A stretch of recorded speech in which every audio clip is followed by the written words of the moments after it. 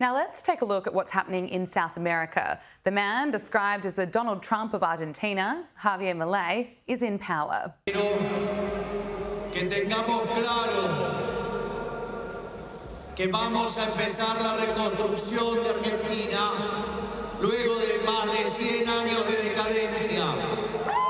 Pero volviendo a abrazar las ideas de la libertad, si bien vamos a tener que soportar un periodo de dureza, vamos a salir adelante. No hay noche que no haya sido derrotada por el día.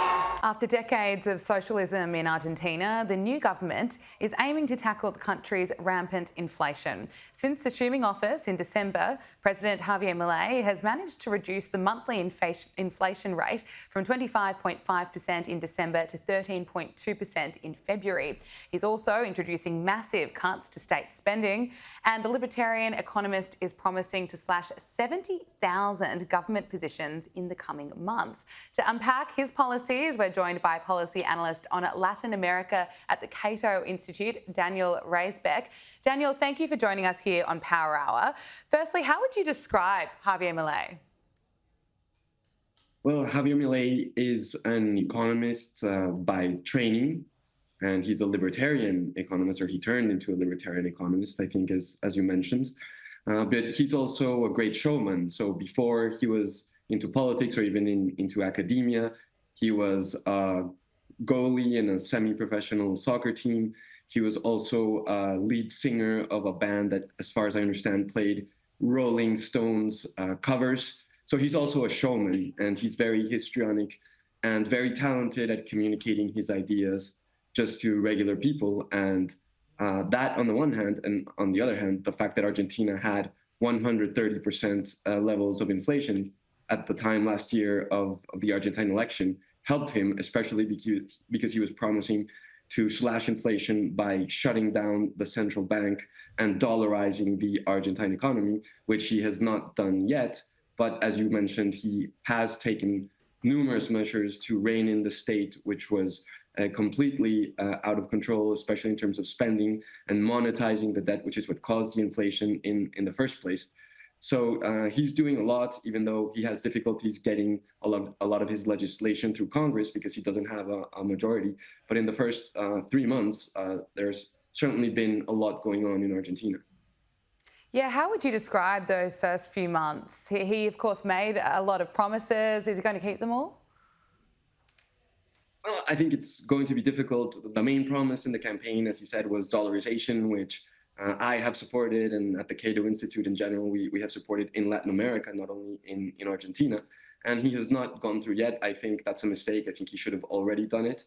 But he has done a lot of other very positive things, in my opinion. For instance, deregulating the economy, getting rid of price controls, getting rid of rent controls, which is already having a very positive effect in the housing market.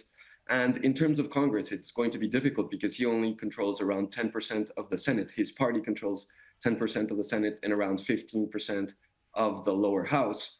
So he's had to enter into a de facto coalition with other center-right parties that are not necessarily libertarian or as libertarian as he is. So there's a lot of negotiations and a lot of resistance from the political class.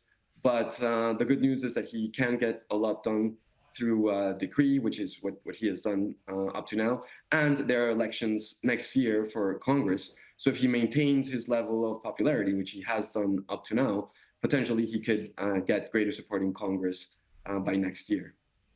So he has maintained his popularity. Is he able to hold on to that momentum that he was able to build before getting elected? I think it will be difficult because, as you mentioned, inflation has gone down, but it's still projected to be at around 200% or perhaps a bit less this year, which is, of course, tremendous when you have triple-digit inflation, which is why dollarization would be such a positive move, because it's the fastest way to bring down inflation and to get rid of it basically permanently, especially in terms of double and triple-digit inflation. But to be fair to Milei, he did say in that speech where you showed a snippet in his inauguration speech, he was very forthright and honest about telling Argentines that things were very difficult. There was no money left after so many years of socialist misrule, and that there was going to be a lot of pain and suffering. So a lot of people, and you mentioned the comparison with Trump, have called Milei a populist, and you can see it in terms of the style. The policies are very different from those of Donald Trump, but also populists usually are not associated with telling people things that they don't want to hear, that they're going to have to go through tough times. It's usually telling them that if they vote for their party, everything is going to be wonderful, and the country is going to turn into a utopia. And that's not what Milei has been doing at all. So I think until now, the people are giving him credit for that honesty. Okay.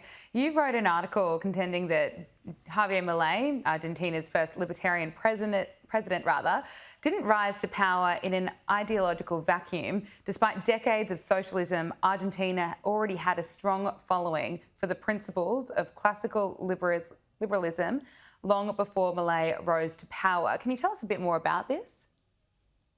Right. Well, of all the countries in Latin America, Argentina has by far the strongest network of libertarian think tanks and of academics, professors who teach free market economics in several universities. In fact, Milei's mentor, whom he cites as his mentor, is called Alberto Venegas Lynch Jr., and he's an adjunct scholar at the Cato Institute.